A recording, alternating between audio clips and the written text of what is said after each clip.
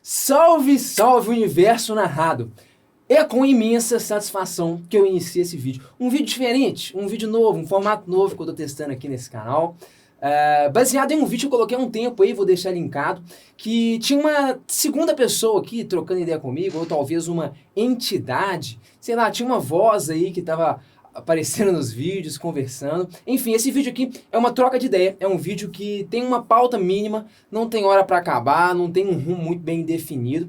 A ideia é que seja um bate-papo e que esse bate-papo acrescente na vida de vocês. Algumas reflexões interessantes no vídeo de hoje, muito sobre educação, cara. Muito sobre a nossa postura na educação, né? Sobre decorar fórmulas, né? Sobre se esclarecer, sobre por que às vezes a gente é tão medíocre no estudo. Eu acho que vai ser uma conversa bem interessante. E para tal, como eu disse, trouxe para que fique mais dinâmico esse vídeo aqui, né? Uma pessoa muito querida por mim, Carol, que está presente aí, seja ela uma voz, seja ela uma entidade, não sei. Pode dar um alô pra galera aí, Carol. Salve, salve, universo narrado. Tá aí, uma voz é uma inteligência artificial, é um ser vivo, não sei, vocês vão de descobrir ao longo desse quadro, inclusive me contem aí nos comentários, por gentileza, o que vocês acham desse quadro aqui. Galera, eu queria começar, agora eu vou ter que pagar de Clóvis de Barros aqui, né, vou ter que falar do homem aqui, do ser cagante, né, do ser defecante. Cara, incrível, sou fã, ele já apareceu em vídeo aqui no canal. Cara, queria te desafiar, genuinamente, a ler um texto do Kant, vai, igual o cara, mas enfim, não é crítica da razão, não é nada. Joga no Google aí, resposta à questão, o que é o esclarecimento? Kant, um texto de 1784, um texto, na boa, de 4, 5 páginas. Um texto super simples, direto ao ponto, que você vai ler para te engrandecer e te colocar para refletir um pouquinho. O que o Kant fala nesse texto e por que eu quero trazer um pouquinho de Kant aqui, um pouco de Platão e colocar algumas reflexões para vocês sobre como é que a gente se porta nos estudos. Cara, o Kant começa definindo o que é o esclarecimento da seguinte forma. O esclarecimento é a saída do homem da menoridade pela qual ele é o próprio culpado. Pensa um pouquinho sobre isso aí, velho, sério. O esclarecimento é a saída do homem da sua menoridade pela qual ele é o próprio culpado. Tá, o que isso tem a ver com você e os seus estudos? Cara, vou te contar um pouquinho da minha história aqui, só para contextualizar onde eu quero chegar com isso, daqui a pouco a gente chega no Platão. Existe uma menoridade pela qual você não tem culpa. Uma criança de 6, 5, 8 anos, cara, tem uma menoridade inerente a ela ali e ela não consegue, talvez, fazer questionamentos muito profundos, enfim, ter um pensamento mais crítico acerca da realidade e tudo bem, ninguém está exigindo isso dela. Ela está na sua menoridade. Agora, existe uma menoridade, brother, que a culpa é única e exclusivamente sua. Existe uma falta de crítica e de raciocínio em cima das coisas, e essa menoridade é culpa única e exclusivamente de você, cara. E o esclarecimento é justamente sair dessa menoridade pela qual somos o próprio culpado. Como assim? Tá, meu exemplo aqui. Quando eu tinha lá meus, 10 anos de idade, quando eu estudava matemática, eu não tinha como ter muita crítica, nem nada, eu decorava umas formas, eu fazia o que me falavam pra fazer, etc e tal. Até que eu lembro muito bem, cara, nos meus 16, 17 anos, assim, velho, lá no ensino médio, quando o professor só passava uma fórmula pra decorar, galera, tem uma fórmula aqui, ó, S igual a S0 mais VT, a forma do sorvete, ó, sorvete. Eu chegava e falava assim, bicho, na boa, o que é esse trem? Me explica essa parada aí, não, que sorvete, que música, velho, pera aí. Esclarecimento, não. Eu já não sou mais menor, bicho. Que música, cara. Que musiquinha, tá maluco? O que é esse negócio aí? Eu já queria entender, parceiro. Você tá entendendo? A saída da menoridade. Essa na qual eu estava, eu era o único culpado. Tá entendendo? Não, bicho, o que é esse negócio aí, velho? Que música? Não quero saber de música, não. O que isso significa? De onde que isso vem? Pra onde que isso aí vai? Qual é a razão de ser dessa equação? Deve servir pra alguma coisa. Você tá entendendo? Já se fez esses questionamentos? Senão, possivelmente, você ainda tá nessa menoridade aí, cara. Você precisa de ser esclarecido. É disso que eu tô falando, cara. Existe uma menoridade muito, mas muito danosa na qual a gente se encontra ainda depois de ter completado os 18 anos. Essa menoridade é culpa única e exclusivamente nossa. Não tem a ver com o ano que você nasceu. Não tem a ver com isso. Eu lembro de eu dando aula, eu comecei a dar aula muito cedo. Tava dando aula para vestibular. Eu devia ter meus 20 anos. 20, 21 anos. E eu lembro de um aluno me perguntando, e um aluno mais velho que eu. Ele devia ter uns 22, 23, era um pouco mais velho que eu. E foi muito engraçado, cara. Tava dando uma aula, nem lembro exatamente o quê. Aí perguntou, professor, tem um macete pra decorar essa forma? Tem uma musiquinha pra decorar essa forma? Eu falei, bicho, não conheço, velho. Não conheço, não trabalho com essa parada. Você tem que entender isso aqui, parceiro. Tá falando com um cara que já tinha mais de 20 anos. Eu falei, parceiro, a menoridade já passou, pô. Você vai ter que pensar, bicho. Larga a música, larga o macete. Não, agora é a sua hora de pensar, cara. Claro que eu não dei esse culacho lá, mas na minha cabeça era isso, velho. Eu não faço esse tipo de macete, de forma... Eu trabalho com gente já adulta, a qual já deveria ter saído da menoridade. Então, assim, eu trato os meus alunos como adultos. Falo, brother, não vou ficar aqui te passando as coisas menores, te passando as coisas pequenas, as coisas fáceis de digerir, não, parceiro. Você não é mais criança, não, vambora. E eu falei com ele, bicho, não tem música, não trampo com música, a gente tá aqui pra pensar, cara, não tem macete. Vamos raciocinar e tal. E tentei explicar a coisa, beleza. E no final da aula, esse mesmo aluno veio me procurar e veio falar assim, nossa, professor, que doido e tal, cara. Você é um cara que sabe física pra caramba, você é mais novo que eu e sabe muito mais física que eu. Por quê? Na hora eu não lembro que eu respondi pra ele, acho que acabei de conversando, mas o porquê, parceiro, tá aqui, velho. Quando você não leu nada de física, enquanto você tá querendo decorar uma forma, você quer uma musiquinha, velho, eu li 17 livros aqui da parada. Porque eu queria entender, bicho. Eu tava cansado de ser menor, velho. Eu tava cansado de me mastigar no negócio. Não era mais criança, não. Agora eu quero entender, velho. Agora eu quero me esclarecer. Agora eu falei demais, deixa eu dar um pouquinho de voz à entidade. Quer comentar alguma coisa? Fica à vontade. Vou catar o texto do Kant aqui, porque eu quero comentar umas passagens com vocês. Enquanto isso, tomar minha água, né? Que agora não é café, porque eu vou falar demais no quadro. Mas tá aqui, cata seu cafezinho, fica muito à vontade. Espero que esse papo renda bem. Pode repetir de novo? Pode repetir a citação inicial? O esclarecimento é a saída do homem de sua minoridade, pela qual ele é o próprio responsável. Continuando aqui, né? A minoridade é a incapacidade de se servir de seu próprio entendimento, sem a tutela de um outro. É a si próprio que se deve atribuir essa minoridade, uma vez que ela não resulta da falta de entendimento, mas da falta de resolução e de coragens necessárias para utilizar o seu entendimento sem a tutela de outro. Sapere aude, faz uso do teu próprio entendimento, tal é o lema do esclarecimento. Ponto. Então, o que eu fiquei pensando enquanto você falava, né? É que, embora o recorte que você faça diga sobre os estudos, né, algo relacionado ao intelecto, nessa maneira, talvez, dita como mais lógico, racional, né, assim, uma maneira de compreensão mesmo, quando, no primeiro momento, você leu a citação, eu tive a percepção de que esse entendimento do qual o Kant estava dizendo, esse esclarecimento, ele não era algo que se restringia a um esclarecimento intelectual, assim, sabe? Não era um esclarecimento quanto X ou Y, assim, né? Quanto aprender X ou Y. Mas uma postura, né? Isso, de esclarecimento. assim, Velho, eu vou entender as coisas, velho. Você não vai me mastigar. Inclusive, ele dá outros exemplos aqui, continuando, quer dizer, deixa eu provocar você um pouquinho, né? Continuando aqui alguns cortes. A preguiça e a covardia, é só isso, parceiro. É a preguiça e a covardia, vou ter que concordar com o careca que eu tanto admiro, que é o Clóvis de Barros. É a preguiça e a covardia, que são as causas pelas quais uma parte tão grande dos homens, libertos há muito pela natureza de toda tutela alheia, comprazendo-se em permanecer por toda a sua vida menores.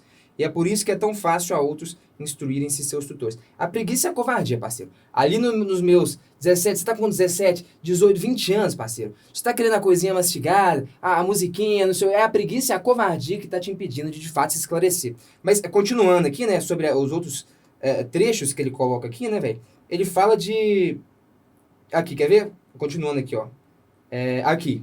Os outros exemplos, né? Esse esclarecimento não exige, todavia, nada mais do que a liberdade, e mesmo a mais inofensiva de todas as liberdades, isto é, a de fazer um uso público de sua razão em todos os domínios. Mas ouço clamar de todas as partes, não raciocinai. O oficial diz, não raciocinai, mas fazei o exercício. O professor diz, não raciocinai, mas decorar a forma. O conselheiro de finanças, não raciocinai, mas pagai. O padre, não raciocinai, mas crede. Só existe um Senhor no mundo que diz, raciocinai o quanto quiserdes, e sobre o que quiserdes, mas obedecei. O cristianismo do Kant também é muito interessante, né? Em toda parte só se vê limitação da liberdade, né? Então, de fato, o recorte aqui que eu quero fazer pra gente trocar uma ideia vai ter muito a ver com o estudo e a postura do estudante, que tem a ver com o contexto do canal, mas é isso sim, né? Ele tá falando de muito mais coisas, né? Ele tá falando de uma postura de modo geral, velho, que você tem enquanto ser vivente, andante, pensante, né, cara? De só aceitar tudo não, cara, de pensar, de se esclarecer, cara, de sair dessa minoridade pela qual você é o único culpado. Então, sim, é isso sim. E você acha que não o único, né, mas que o que está por trás, então, de o aluno, né, mas eu acho que mais do que isso, né, o sujeito, né, a pessoa, assumir essa postura de não construir algo por si próprio é o que justifica essa postura de querer receber algo dado? Assim? Eu acho que existe... Você acha que é isso que está por trás da postura, por exemplo, do aluno e da aluna num contexto acadêmico? Assim, é isso que você está chamando de... Claro, né? Esclarecimento, né? Que esses termos, né? Preguiça e... Preguiça e a covardia. Covardia são termos muito comuns na filosofia, né? Assim, tem um contexto dentro da filosofia, não é tido da mesma maneira, assim, como às vezes a gente usa corriqueiramente, né? A covardia, eu sei mais do que a preguiça, mas, assim, tem um contexto, assim, mais profundo do que esse dito, assim, no dia a dia. Mas você acha, então, que é isso, assim, né? Que tá por trás dessa postura. Tipo... eu acho que, assim, o contexto acadêmico, na real, tem vários recortes aqui. O primeiro deles é que, desde nunca, o modelo de estudo, né, cara, a escola te estimula necessariamente, né, a se esclarecer, né, cara, a ter essa visão crítica, a pensar por si só, o conhecimento é muito fragmentado, o professor te dá um tanto de coisa, esse capítulo aqui e tal, várias caixas que te dá e você tem que consumir aqueles conteúdos. Não sei, não me parece que o modelo de ensino ele tem um formato que forma, de fato, pensadores. Mas, enfim, existe uma parada aqui na real, que tem a ver com a comodidade, que era um outro trecho que eu ia citar, que eu acho que talvez responda isso, que o Kant fala aqui. É tão cômodo ser menor. De fato, cara, é muito mais fácil, cara, é muito mais fácil você decorar uma musiquinha, parceiro, pra decorar a forma, do que de fato você raciocinar, queimar um fosfato pra entender. Meu Deus do céu, o que o Galileu e o Newton fizeram nessa bodega aqui, velho? Que é esse negócio de... É muito mais difícil, exige muito mais energia, cara. Muito mais. Então a preguiça é preguiça mesmo, assim. É cômodo ser menor. É cômodo não se esclarecer. É muito mais cômodo ter alguém pra mastigar uma coisinha na sua boca. É muito mais, cara, muito mais. Ele continua aqui, não é tão cômodo ser menor. Se possui um livro que possui entendimento por mim, um diretor espiritual que possui consciência em meu lugar, um professor que me dá as musiquinhas, essa eu coloquei, né? Um médico que decida acerca de meu regime, etc. Não preciso eu mesmo esforçar-me. Eu não preciso, cara. É muito cômodo. É fácil ser menor. É fácil. Mas, assim, o recorte aqui que me interessa é que, meu parceiro, para construir conhecimento, aí que não vai ter como não, vai precisar se esclarecer de fato. Eu não conheço, cara, assim, na minha experiência, os alunos que despontam, velho, a galera que às vezes consegue aprovação em vestibulares muito concorridos, vários alunos meus que entram no ITA, não sei o quê. Parceiro, uma hora você tem que abandonar a minoridade para você tomar a sua trajetória. Então, assim, você tem que então, peraí. Que chega de beber leite, né? Isso. Me dá o alimento sólido. Eu quero o alimento sólido. É isso que ele tá falando aqui, sacou? Me dá o alimento sólido. Eu vou ter que mastigar agora o negócio, porque... Isso, agora você vai ter trabalho. É bem menos cômodo esse caminho, mas... Enfim, uma outra citação, só que essa aqui eu tinha que colocar, né, velho? Porque ele cita até as próprias formas, pra você não ver que sou eu que estou colocando palavras na boca de Kant. Eu jamais faria isso. É, portanto, difícil para todo homem, tomado individualmente, livrar-se dessa minoridade. É difícil. Que se tornou uma espécie de segunda natureza. Ele se apegou a ela e é então realmente incapaz de se servir de seu entendimento, pois não deixam que ele o experimente jamais. Às vezes não tem nem espaço para isso, na real, né? Preceitos e fórmulas. Esses instrumentos mecânicos destinados ao uso racional, ou antes ao mau uso de seus dons naturais, são os entraves desse estado de minoridade que se perpetua. Os preceitos e fórmulas são os entraves do estado de minoridade. É mais ou menos por aí, bicho. Eu acho que o pensamento, cara, crítico, a construção do conhecimento, ela exige que você saia da menoridade. Mas essa menoridade na qual você se encontra e a culpa é única e exclusivamente sua. Talvez tenha um método de ensino, um modelo de ensino que não estimula tanto. Ah, beleza, bicho, mas assim, a culpa é sua, o B.O. é seu. Você aceitou estar nesse lugar menor porque você quis. Aí eu tô dizendo de mim, cara, eu me sentia insultado, cara. Já no meu ensino médio, 16, 17 anos, às vezes eu achava até física chato mesmo, porque era isso, cara, decorar um tanto de preceito de forma, eu me sentia insultado quando o professor passava as coisas pra gente decorar, velho. Ah, aqui, ó, vocês decoram assim a música, olha o que macete, olha o macete. Bicho, para, velho, não é possível, assim, vamos conversar direito, velho, me dá o alimento sólido, velho. Tô cansado de tomar leite e é isso, assim, é muito menor. Eu entendo que é muito mais cômodo ser menor, mas me incomodava, eu me sentia insultado nessas aulas. Então, quando os alunos me perguntam, tem música? Eu falo, bicho, eu não vou falar da musiquinha porque eu vou estar te insultando, cara. Eu tô diminuindo a sua inteligência, a sua capacidade de digerir o alimento sólido. Enfim, eu me senti insultado, não sei se vocês se sentem, mas eu acho que é um insulto à inteligência. Eu fiquei pensando aqui em duas coisas. A primeira, como despertar esse ímpeto, saca? Porque para alguns é mais natural em determinados contextos do que para outros. Aqui está dizendo como se fosse uma orientação, né? Mas assim, mas tomá-la como uma simples orientação não faz com que isso se torne um ímpeto, né? Tipo assim, como produzir essa mudança? Eu acho que esse ímpeto ele pode vir naturalmente para algumas pessoas que são mais questionadoras e tal, mas eu acho que esse ímpeto, cara, ele tem que ser trazido pelo próprio professor, eu acho, no modelo de aula, que não acontece muito. Fala a verdade, isso que eu compartilhei aqui com vocês, na minha experiência, não aconteceu só comigo, do professor que estimula, que faz a manutenção da menoridade, que te dá a musiquinha, que te mastiga o que é fácil, sacou? Você só faz a manutenção do que já existe. O que eu acredito, cara, é que o que eu tento fazer, pelo menos aqui no canal, eu acho que às vezes eu consigo ser bem sucedido, não sei, é provocar a galera, instigar, antes de falar assim, olha a musiquinha, olha como é que cai na prova. Não, esquece. Estimular a compreensão, os questionamentos, as indagações. Eu acho que é possível de estimular isso e não estimular só, de novo, a decorar as fórmulas, os preceitos, que são os entraves, cara, que te travam aí nessa minoridade, né? Que interessante te impedem de se esclarecer. Da mesma forma que você diz que tem uma responsabilidade que é individual, né? Que precisa ser tomada diante dessa postura de esclarecimento e que tomar um outro, né, como apoio pode ser muito prejudicial, né? Da mesma forma, esse outro pode ser um apoio que favoreça esse espaço. Claro, né? O professor, do mesmo jeito que ele pode fazer a manutenção da menoridade e desestimular o esclarecimento, ele pode também estimular o esclarecimento. Mas, na verdade, eu não queria nem colocar muita culpa nos professores, na real, porque, tipo assim, parece que eu tô culpando toda a classe, nossos professores. Não, nem isso, na real.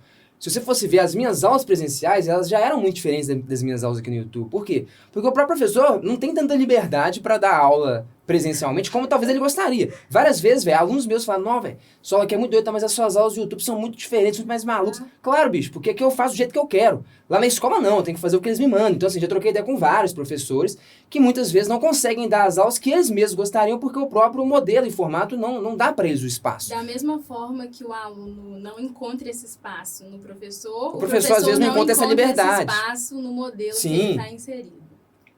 Não, essa discussão aqui talvez renda vídeos e vídeos. Essa discussão aqui eu tô trazendo no canal há muito tempo, mas de fato a coisa é meio complexa, né? Então agora eu tô jogando a responsabilidade toda pra você, por quê? Porque por mais que o modelo pudesse ser diferente, que o seu professor pudesse ser do outro, cara, no fundo, a culpa é só sua. O BO é seu, é você que tem o poder de sair dessa minoridade. De novo, segundo Kant, pelo menos, né? O esclarecimento é sair da minoridade pela qual você é o próprio culpado.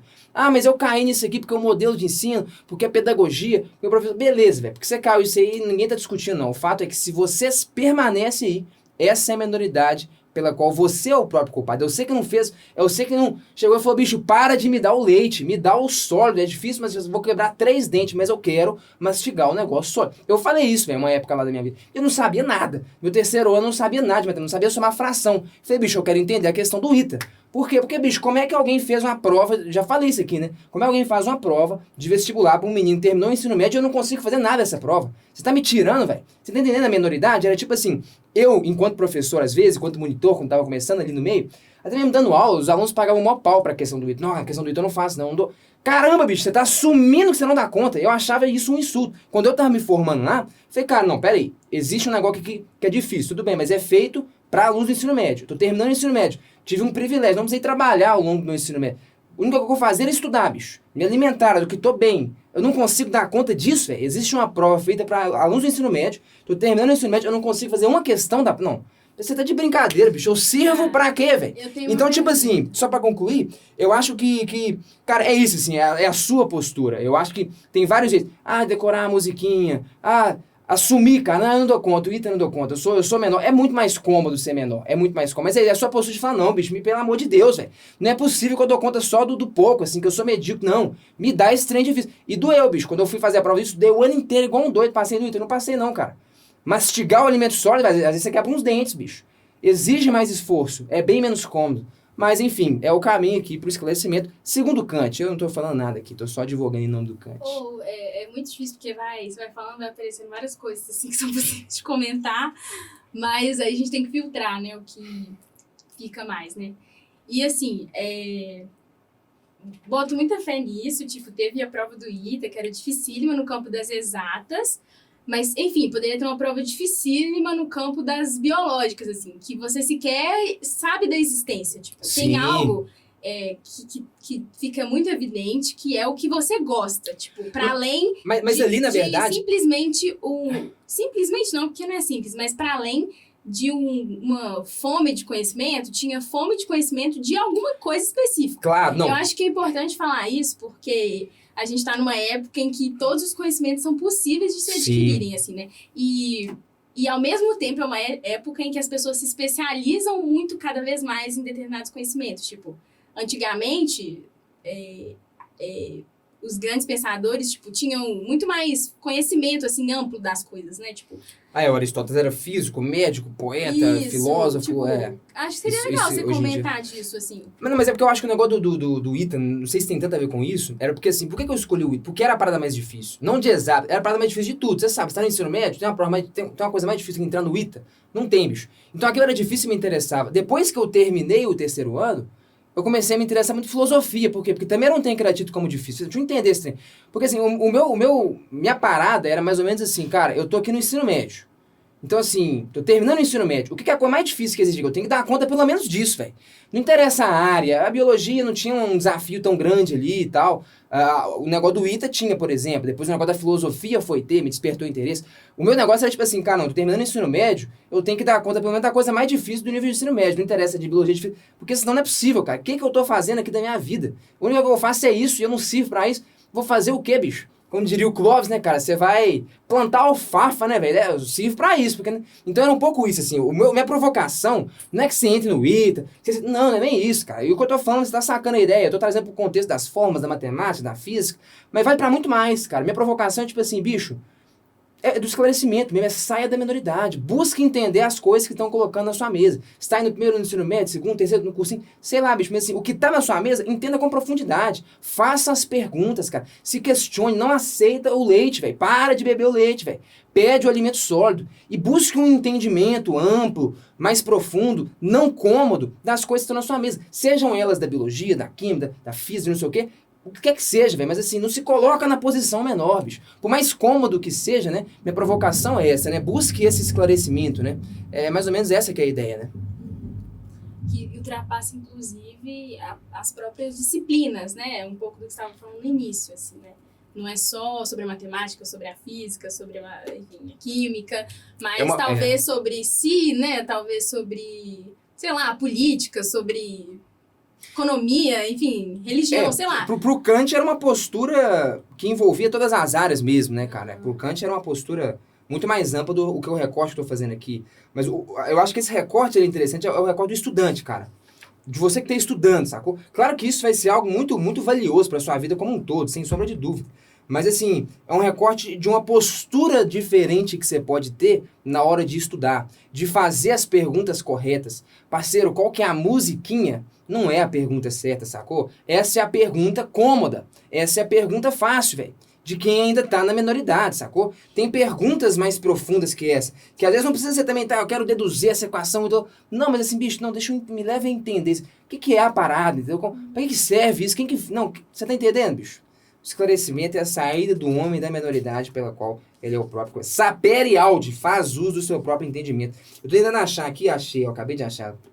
Academia de Platão, cara. Lembrei desse texto aqui, não sei por qual motivo. Teve um restaurante lá, velho, que tava escrito lá no negócio da viagem até. Que pra entrar lá, você só pode entrar de calça, né? Não pode entrar de bermuda, não sei o quê. Tem uns rolês assim, às vezes. Já me chapa os rolês assim, vamos pra um lugar ali, numa balada, lá não pode entrar de bermuda. Cara, olha que doido aqui, velho. Lembrei disso aqui. Uma balada? Balada tem uns negócios assim, velho, que você não pode entrar de bermuda. Olha qual que era o rolê do Platão. Na academia de Platão, ficou muito famoso, né? Uma advertência que ele mandou escrever na porta da escola, da academia de Platão. Não são admitidos ignorantes em geometria, cara. Lá no rolê do Platão, velho, não entra isso aqui pra quem quiser saber. A Rainha das Ciências é um livro de história da matemática, um livro incrível, inclusive. Link pra comprar aí, tá na descrição. Comprando por esse link você ajuda a gente. Como é de praxe, mas enfim. Não são admitidos os ignorantes em geometria. Eu acho que tem um pouco a ver com essa conversa nossa aqui, sacou? É tipo assim, minha provocação é essa, sacou? Tipo assim, ô bicho, você poderia pisar dentro da academia do Platão? Porque assim, se você vier com musiquinha, velho, o Platão vai chutar sua bunda. Ah, Pitágoras aqui, ó. A quadrado é igual. Não, bicho, não tem isso, sacou? Assim, você é ignorante em geometria. Você saber musiquinha não é saber, não. É um negócio sólido. Minha provocação é essa, velho. Você colaria na academia do Platão? Esse é o rolê. A pergunta certa é o seguinte, então. Eu tô estudando geometria plana. Qual que é a pergunta adequada aqui? Qual que é a forma? Não, não é, bicho. Sabendo a forma, você não cola com o cara, sacou? Os caras que colavam lá com ele, velho, os caras brabo. Os caras que sabiam, que tinham conhecimento, pensamento crítico. Claro que os caras lá eram tudo filósofo, matemático. Tá tudo enraizado com a filosofia, esse papo, né? A gente tá falando de Kant aqui, né, cara? Esse texto dele é muito mais profundo que esse recorte que eu tô fazendo. Mas é isso, entendeu, velho? É você chegar e falar assim, não, tá bom, já deu de decorar as musiquinhas, já deu da minha minoridade, entendeu? Assim, eu quero um negócio sólido mesmo, eu quero poder chegar e dar um passo ali e colar na academia do Platão, sacou? Não tem a ver com a bermuda, com a calça, não, eu tô falando de outra coisa, né? Enfim. É isso, velho, é uma postura que eu acho que você pode ter, que é o que o Kant chama de esclarecimento, que em termos de estudos eu acho que significa uma mudança de postura que pode fazer muita diferença pra você, sacou? Tipo, eu fui entender isso mesmo só no meu terceiro ano, quando eu tava terminando o ensino médio. E me dei conta de que, caramba, eu tô terminando o ensino médio aqui, eu não sei quase nada, velho. Eu sirvo pra plantar alfafa mesmo, velho. Um trem que eu acho legal que a matemática eu não sei fazer o básico. Então, assim, cara, não, peraí. Eu preciso me esclarecer quanto a isso. Eu preciso abandonar essa menoridade. É mais ou menos por aí o papo. Não, legal. Eu lembrei de um texto que eu tive contato, né, em determinado momento, que trabalhava em cima dessa placa, né, em frente à Academia de Platão, e contextualizava um pouco, né, o momento, assim, de como o fato de ali estar escrito geometria não era à toa, assim, né, não era necessariamente pela geometria tal qual a gente a concebe hoje, mas pela função que ela tinha naquela época, assim, de ser reconhecida, assim, né, como algo que aproximava o homem de uma verdade, assim, né, de um conhecimento sobre a natureza, e, portanto, ela tinha uma função virtuosa, assim, né, uma função transcendente até, de significado, assim, né? Sim, não era da mesma maneira como hoje a gente talvez a estude. Eu acho que... Quer dizer, eu acredito que era muito melhor enquanto a geometria era uma virtude do que hoje, que é só uma matéria na escola, que você tem que decorar uns treinos, fazer um exercício, fazer uma prova, passar. Eu acho que os caras se divertiam mais, né? Tinham mais prazer com os estudos. Mas assim, de fato, né, cara, lá com Platão, Pitágoras, né, cara, os pitagóricos acreditavam que os números racionais eram o tecido que descrevia todo o universo, né, e tal. Quando surgem os números irracionais, dá um pau na cabeça dos caras. A matemática, ela tinha esse aspecto de ser uma linguagem quase que divina, transcendental, então é um negócio quase que espiritual. O próprio Galileu vai falar isso lá no século XVII, né? Que o universo foi escrito em linguagem matemática e é preciso compreender os seus caracteres para falar a linguagem de Deus. Então, tipo assim, tem esse negócio quase que metafísico na matemática. Os caras colocam lá isso, não era assim, você tem que saber umas formas para entrar aqui, não, você tem que transcender. O rolê era esse, né? E essa influência platônica da matemática, ela perdurou por muitos anos. O modelo planetário, né? Quando a gente fala de astronomia, do Ptolomeu, até mesmo do Copérnico mais tarde, todos modelos em que as órbitas dos astros eram circunferências. Por quê? Porque o círculo era a figura geométrica perfeita. Se você quiser, pesquisa depois do primeiro modelo de Kepler. Vocês estudam o modelo de Kepler, é o segundo. Mas tem um primeiro muito mais maluco dos sólidos platônicos, que ele queria enxergar todos os sólidos platônicos ali num modelo que descrevesse a órbita dos astros e tal. tal, tudo por conta de quê, cara? Por conta lá da influência platônica, cara, de que a geometria era um negócio quase que espiritual mesmo, o círculo era a figura perfeita, os 5 sólidos de Platão, enfim, tinha toda uma parada quase que mística em cima daquilo, mas que por um lado, né, cara, tinha toda uma virtude em querer estudar e entender a geometria, que eu acho que nesse sentido ela poderia ser resgatada, eu acho que era muito mais divertido, muito mais prazerosa a geometria pros caras, Mas né? eu acho que tinha algo que talvez tenha mudado, né?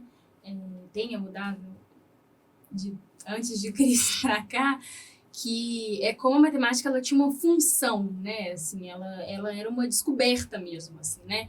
De como as coisas funcionavam, de como é possível organizar a Terra, tipo assim, de como é Sim. possível explicar o dia e a noite, tipo assim, como que ela tinha uma função prática. As pessoas conseguiam... As pessoas, assim, né? Não sei se todo mundo, né? Mas essas figuras aí, elas conseguiam extrair algo muito próximo da realidade, né? Um uso que se Sim. transmitia na realidade, assim. E hoje em dia, acho que não, e a geometria né? é só uma matéria chata da escola, né? Hoje em dia a geometria é uma matéria chata da escola. Tem a ver, eu acho, com o que o Kant estava dizendo no início, assim, né? O esclarecimento, ele parte de algo que é próprio de cada um, assim, né? Da curiosidade de cada um no contexto em que a pessoa A diferença né? é que naquela época, os caras que iam da geometria, os caras estavam afins da geometria. Isso. Era tipo uma filosofia, ó, que doido. Hoje em dia você é meio que obrigado ali na escola, e às vezes você acha um saco pelo jeito como te é apresentado e tal. Ali era um negócio meio virtuoso, um negócio de uma linguagem que a gente usa pra descobrir como é que a natureza funciona. Os caras que tinham esse interesse, né? Os filósofos, os caras que queriam entender sobre a natureza, naturalmente iam pegar e estudar aquela parada. Mas eu acho que de modo geral... Isso, assim, eu acho que não é que eles estudavam matemática, eles criaram a matemática, né? Os caras descobriram, eles né, velho, a matemática. Tipo assim, mas entra... Eu lembro de um texto que eu li também, não sei aonde, velho, mas da explicação do Sócrates sobre... Ele perguntou a alguém, um discípulo, tipo assim, sobre um trem lá do quadrado, do diagonal, você sabe isso? Não sei do que se trata. Nossa, a gente tem que achar isso. Tipo assim, velho, eu teria que recuperar. Mas ele pergunta, tipo, a um dos discípulos, né, naquelas reuniões que ele fazia com a galera, e aí tinha um dos discípulos lá, que eu esqueci o nome, que aí ele vai perguntando, tipo assim, coisas matemáticas, e o cara vai, tipo, respondendo um pouco naquela coisa do conhecimento socrático, assim, né, de você ir errando e construindo, e aí no final ele chega, tipo, na definição da diagonal de um quadrado, tipo. Então é um pouco disso, assim, né, de como a matemática, ela... eles não estavam estudando matemática, eles estavam descobrindo o mundo, tipo, era isso. Os caras estavam descobrindo a matemática, mas mesmo hoje em que ela já foi descoberta, o que inclusive torna muito mais fácil você aprender, porque os caras tiveram que descobrir, hoje você tem só que entender. Eu acho, cara, que é muito interessante que a gente tome caminhos como se a gente estivesse descobrindo ela. Porque eu acho que esse é o jeito legal de entender a matemática. Tem 2 jeitos de ensinar a coisa. Eu posso chegar e te falar, velho, é isso aqui, porque um cara descobriu. Ou então eu posso te guiar pelos caminhos de uma descoberta. Porque eu acho que ainda que alguém já tenha descoberto, nós precisamos descobrir isso individualmente, cara. Senão você só decora um tanto de descoberta e não tem conexão nenhuma, não tem sinapse nenhuma que foi feita aqui. Não tem nenhum pensamento crítico, não tem esclarecimento. Eu, pelo menos, sempre quando eu vou estudar alguma coisa, eu tento trilhar um caminho meio que de descobrimento. Lógico que não sozinho, não vou descobrir nada, a coisa já foi descoberta, mas como que foi descoberta? Como que foi criado, desencadeados, raciocínios, para que eu possa construí-los como se eu estivesse descobrindo por mim mesmo. Claro que não por mim mesmo, eu tenho todo o apoio ali da descoberta já feita e tal, mas enfim, você precisa descobrir por si só. Eu acho que isso é estudar, descobrir as coisas por si só, no seu raciocínio, né? Aprender a fazer os raciocínios, né? Refazê-los, pelo menos, esse tipo de coisa. E eu acho que isso é muito bonito, né, cara? Estudar geometria, quanto a matéria, decorar as formas, pode ser muito chato, cara, mas o que os caras faziam era muito legal. Os caras estavam descobrindo natureza, um negócio muito mais rico, muito mais profundo, um negócio virtuoso, quase que espiritual. Eu acho que é o jeito que a gente deveria estudar. Eu já citei várias vezes aqui um livro incrível do Gilberto Gabi, o mesmo autor desse livro aqui, né? Um livro que se chama O Romance das Equações Algébricas, que na dedicatória ele escreve assim: dedico esse livro a todas as pessoas que por falta de oportunidade ou por traumas pedagógicos foram privadas dos incontáveis prazeres que a matemática pode proporcionar. Os incontáveis prazeres, é isso. Para ele a matemática é um grande prazer. Se for me perguntar, cara, por que você estuda matemática? Só porque eu acho divertido, cara. Porque eu acho prazeroso, eu acho até quase que virtuoso, eu acho muito bonito, me engrandece. É só por isso, assim. É só por isso. E eu acho que esse é o jeito... E foi assim que eu aprendi muita coisa.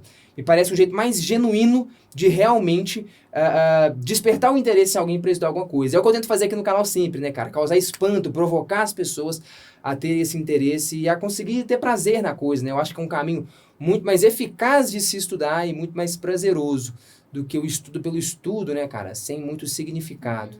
Eu achei aqui o texto, na verdade, a questão, né, que ele estava colocando era como construir um quadrado de área dupla de um outro com 2 pés de comprimento, enfim, né? E depois, quem tiver interesse de pesquisar, é muito interessante. Mas então, considerando isso, assim, que então, apesar da gente não estar nesse período de descoberta, nesse campo especificamente, né? A gente está em período de descoberta de vários outros campos, né? Mas na matemática, talvez, a gente tenha mais um processo de conhecimento, né? De caminhar a partir do que já foi descoberto, mas com interesse e tal. Entra, assim, um pouco na ideia do modelo, assim, de ensino, né? Assim, como, na real, ele...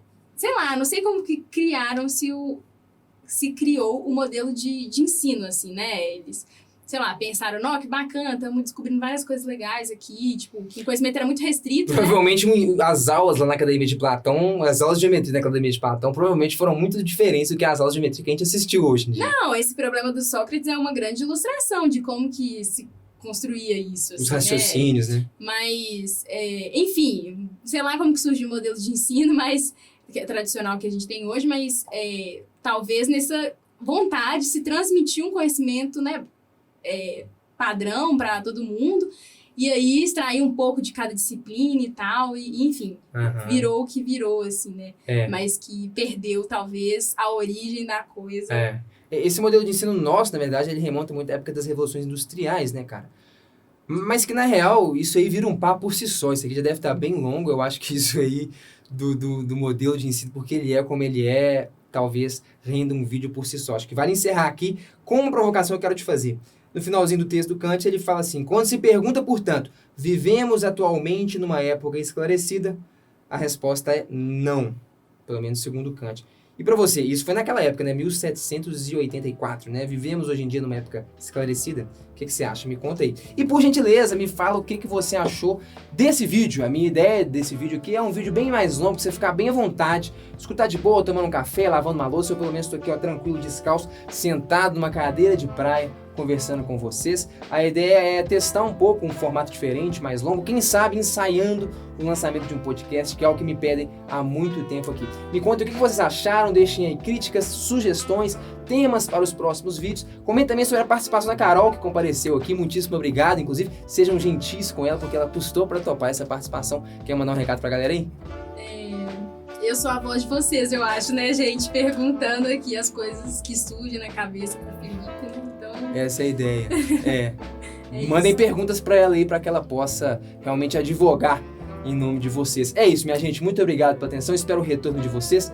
Tamo junto demais. Para quem chegou aqui agora, seja muito bem-vindo. Te convido a se inscrever no canal para ficar por dentro do que rola por aqui. E pros já inscritos, ativem o sininho, galera, para vocês acompanharem tudo que a gente faz. Tamo junto demais. Valeu e até a próxima.